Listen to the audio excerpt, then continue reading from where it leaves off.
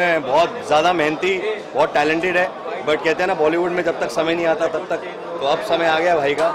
And we are looking forward. अभी तो हम पिक्चर देखने जा रहे हैं, बट हमने जो भी थोड़ा बहुत देखा है during the making of the film, fantastic, super. सब मूवी में आपकी कोई म्यूजिक या कुछ है? नहीं, म्यूजिक नहीं है। कुछ फिल्में ऐसी भी होनी चाहिए जिसमें हमारी गुड विशेज़ और हमारा प्यार हो, तो ये वो वाली फिल्म है।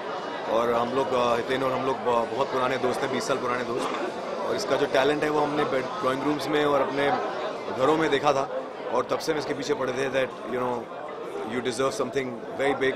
एंड हम बहुत खुश हैं कि इसकी अच्छी फिल्म आ रही है, लुकिंग गुड, सब जगह बज़ेस, पोस्टर्स सब जगह बहुत अच्छे लगे। And Hiten is a very talented actor. तो आप लोगों का नेक्स्ट प्रोजेक्ट कौन सा होगा? आपके गाने कौन सा? अभी लाइन से हैं प्रोजेक्ट्स, एक रमेश सिप्पी जी का आ रहा है, इनमें पूरी रोमांटिक, अब हम लोगों ने बहुत नचा लिया लोगों को, अब थोड़ा प्यार इश्क मोहब्बत कराएंगे, तो रोमांटिक गाने। और रमेश जी की जो है फिल्म पूरी रोमांटिक है। और जॉली LLB आ रही है, उसके बाद शबाना, काफ़ी, मतलब अब हमारे गाने आपको पता है कि वो हम हर फिल्म में एक आध गाना करते हैं, तो उससे मौका मिलता है हमें ज़्यादा से ज़्यादा फिल्में करने का। तो हर महीने कुछ ना कुछ आता ही है। अभी वजह तो मौका हमारा गाना है ऐसे ना मुझे तुम, तो हर महीने कुछ ना कुछ आपको हमसे मिलता है। तो जॉली LLB में अक्षय पाजी के साथ एक बड़ा मस्त गाना करा है हम लोगों ने। थोड़ा जिस टाइप के हमारे गाने रहते हैं, इस बार थोड़ा अलग करा हमने, कुछ 6-8 बीट पे मासी नाचने वाला गाना। सर 2 लाइन अगर सुनने मिले तो सर? हाँ, सुना देंगे। उसके बाद हमारा जो पक्का मुंबई से कट जाएगा कि बेटा एग्रीमेंट तुमने तोड़ दिया, सीधे बाहर निकल रहे हैं। पुराना सुना सकते, पुराना सुनाते ना, बिल्कुल। हाँ हिलते नचे ता तू बड़ी जच्चे, हाँ हिलते नचे ता तू बड़ी जच्चे, You're my darling angel baby, white kalaiya drives me crazy, shiny eyes say glitty glitty glittery, you're the light that makes me go hazy, chittiya kalaiya ve, oh baby teri white kalaiya ve। Thank you sir, thank you sir। देखना इधर sir 30 minutes movie आपकी कल release होने जा रही है, तो क्या कहना चाहेंगे? मैं ये कहना चाह रहा हूँ कि ये फिल्म एक ऐसे नए अंदाज में है जो पिछले 100 सालों में इस तरह की फिल्म नहीं बनी। 2 चीज़ें इसमें लाजवाब हैं।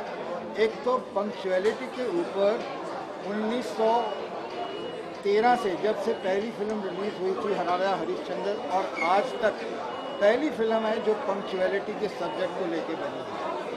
दूसरी इसमें ख़ास बात यह है कि इसमें ये दिखाया गया है कि बच्चों के ऊपर जो पेरेंट्स ज़बरदस्ती करते हैं कि आप ये कैरियर में जाओ, उसमें नहीं जाओ, बच्चों की जो ख्वाहिश होती है मैं ये बनूं बड़े होके, उस पर अपनी रोक से उस पर थोपते हैं कि नहीं तुम्हें ये करना है। तो इस फिल्म में दिखाया गया है कि जब बच्चे को मारा पीटा जाता है, किसी जगह के लिए फोर्स किया जाता है, तो जब वो बड़ा होता है उसके करैक्टर पे बहुत बड़ा असर पड़ता है जो ज़िंदगी भर उसको तंग करता है। लेकिन एक बात इसमें खास यह है कि ये दोनों सब्जेक्ट बहुत पुराने हैं। पंक्चुअलिटी के ऊपर लेक्चर हमने बचपन से लेकर टीचर से, माँ बाप से सुने हैं, और ये चीज़ भी बड़ी पुरानी है कि बच्चों पे नहीं कहना चाहिए।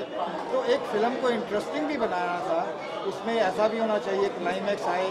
तो इसमें हमारे प्रोड्यूसर यशुदास ने एक 30 मिनट्स नाम की गेम है, उस गेम के अंदर ये दोनों चीज़ें दिखाई गई हैं, और इस तरह से दिखाई गई हैं कि जो पेरेंट्स आएंगे कल को जब वो अपने बच्चों को मारने लगेंगे तो वो ये फिल्म याद आएगी कि यह हशर हुआ था, और उनके बच्चे पेरेंट्स को बताएंगे पापा आपने फिल्म 30 मिनट्स देखी थी ना, उसमें बाप ऐसा करता था, मारता था, उस बच्चे का क्या हुआ, आप इसको बंद करो। तो एक सोशल मैसेज है जो हम लेक्चर के थ्रू नहीं समझा सकते, सेंटिमेंटल तरीके से समझा सकते हैं, और ये सेंटिमेंट्स लोगों को हम पहुँचा रहे हैं। दूसरी, पंक्चुअलिटी की वैल्यू आज से पहले इतनी नहीं थी। जब से प्रेजेंट गवर्नमेंट आई है, डिजिटल इंडिया बन रहा है, एफिशिएंसी बढ़ाने को कहा गया है, कंट्री के प्रोग्रेस की बात हो रही है, तो पंक्चुअलिटी जो नेगलेक्टेड सब्जेक्ट था पहले, वो दोबारा लाइन फोकस में आएगा। और इस चीज़ के लिए Yesudas is the first person in the history of India जिन्होंने ये सब्जेक्ट पहली बार छेड़ा। तो ये एक हिस्टोरिक फिल्म है, all second.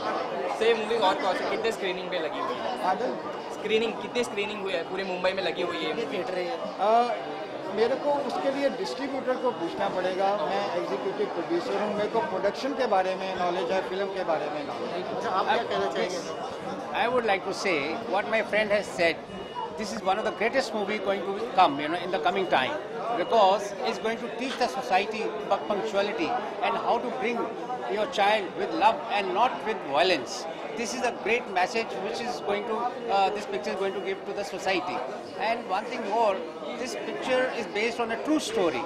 It's not just been a picture has been made like that, And the other beautiful songs from Asha Bhosle, something great, If you just see this movie, you will love it and you will admire it and you will refer to the other friends and to the children who, and the schools also, the children will be compelled to go and see this movie.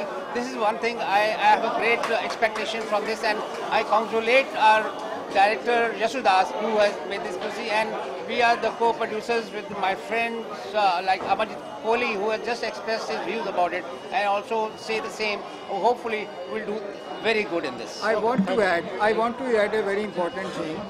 इस फिल्म में हमने गानों में जो variety दी है, उतनी variety मेरे ख्याल से पिछले कई सालों में नहीं दी गई है।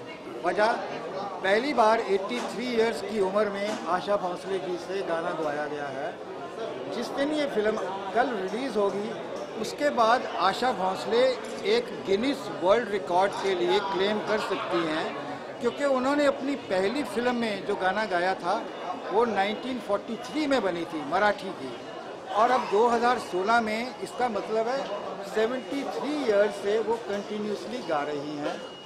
उनके मुकाबले में नेक्स्ट जो कैंडिडेट आता है वो उनकी बड़ी बहन लता मंगेशकर है।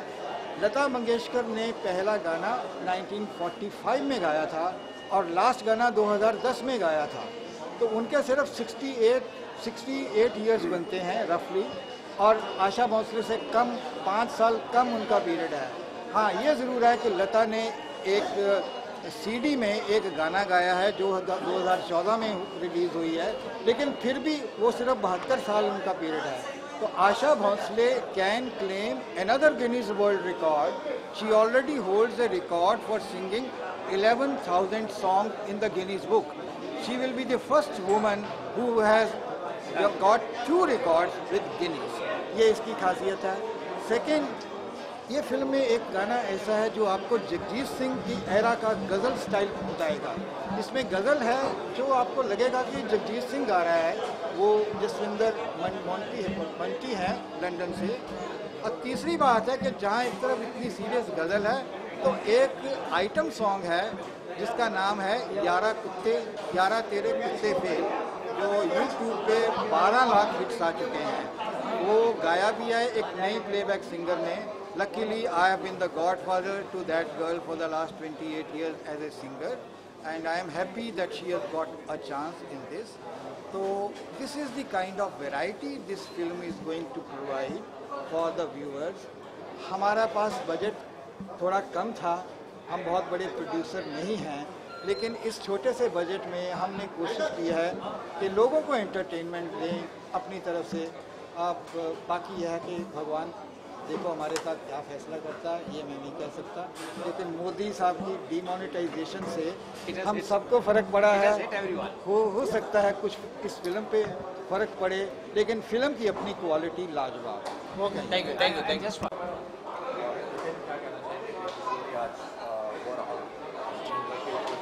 जी जी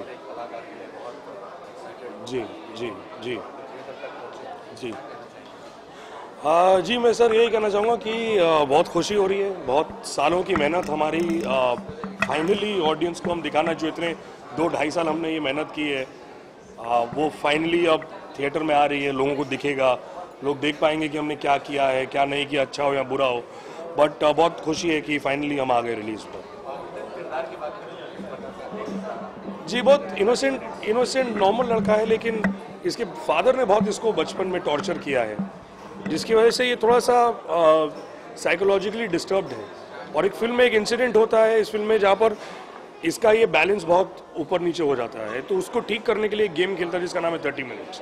ऐसी बेसिकली स्टोरी है, बट किरदार बहुत नॉर्मल है, थोड़ा डार्क भी होता है आगे जाकर, बट वो लोग देखेंगे फिल्म तो उनको समझ आएगा कि क्या हो रहा है। मैं बताऊंगा नहीं क्योंकि सस्पेंस है, तो उसको वहाँ रखेंगे सस्पेंस को।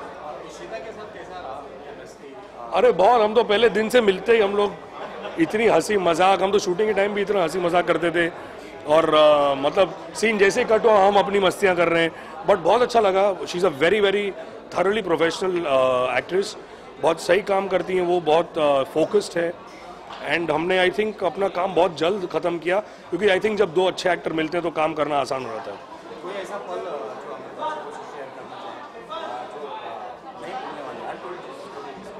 काम करते करते ऐसा एक बहुत सारे वो हम लोग तो मतलब अनटोल्ड तो कितनी चीज़ें हुई हैं। जहाँ मैंने यशु जी को, हम एक सीन था हम लोग कुछ कर रहे थे तो उसमें रस्सी लगी हुई थी मुझे ऐसे, तो वो एक्टिंग करने के लिए मैंने जानबूझे सर डराने के लिए सर रस्सी जुड़ गया, और बाकी यूनिट भी भागा तो घबरा गए, तो ऐसे हम मस्तियाँ करते रहते थे सेट पे।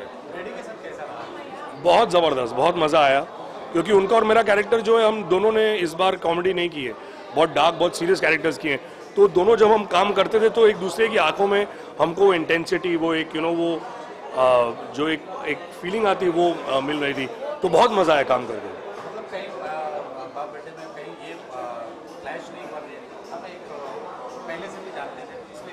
नहीं, और इस फिल्म में भी हम बाप बेटा हैं, तो वो एक रिलेशन एक्चुअली काम में आ गया, एक वो केमिस्ट्री काम में आ गई।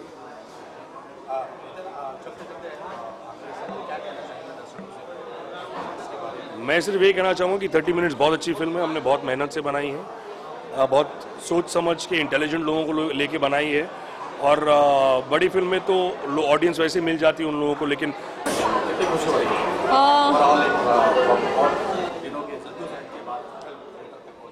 हाँ, वो वैसे तो नवंबर में रिलीज़ होने वाली थी, पर मैं काफ़ी खुश हूँ कि दिसंबर में रिलीज़ हो रही, क्योंकि ऑब्वियसली डीमोनेटाइजेशन की वजह से हमने ये हमारे डिस्ट्रीब्यूटर प्रोड्यूसर्स ने ये डिसाइड किया, एंड आई थिंक वो डिसीजन बहुत वाइज था। बहुत ही अच्छा लग रहा है, फिल्म रिलीज़ हो रही है, जितनी लोगों में एक्साइटमेंट थी वो अभी भी है, and I am so happy कि people are liking it, and एक मिस्ट्री क्रिएट हो चुकी है। सो आई एम होपिंग सारे मेरे ऑडियंस और हमारे ऑडियंस फिल्म जाके देखें।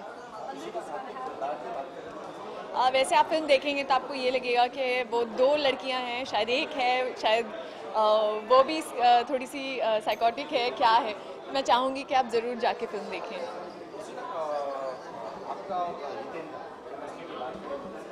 वेल, फिल्म में तो रोमांटिक केमिस्ट्री है, मगर एक्चुअल लाइफ में तो हम लोग या like buddies, and I think हम लोग कॉमेडी कभी ज़रूर करना चाहेंगे, but I think it's a wonderful experience. और जब you have good actors on board, Paintal sir, Hiten, Hemant Pandey, बहुत अच्छा लगता है that we have good team, and भले ही बहुत कम किरदार है इस फिल्म में, but I think it's an all in all good actor team.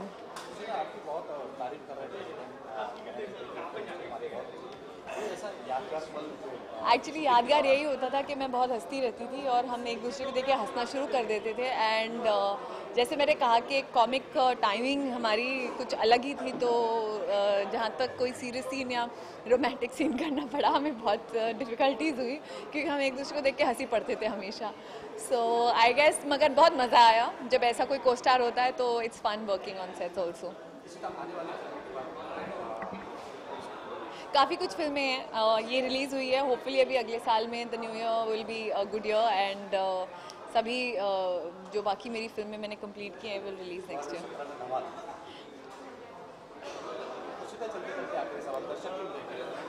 30 minutes आप इसलिए जाके देखिए क्योंकि काफ़ी फिल्में निकलती हैं, एंड मुझे हर फिल्म देखने की वो होती है दैट मैं चाहती हूँ कि मैं देखूँ, पर अगर नहीं भी देख पाती हूँ तो आप ऑडियंस की वजह से हम लोग इतना सब, क्योंकि I get busy doing work, but मैं चाहूँगी कि आप ज़रूर ये फिल्म देखें। थ्रिलर है, थ्रिलर्स कम बनती हैं, एंड ज़्यादातर लोग अंग्रेज़ी फिल्में देखते हैं, तो आई थिंक आप ज़रूर इस फिल्म को देखिए, एंड आई एम श्योर आपको अच्छी लगेगी। Thank you.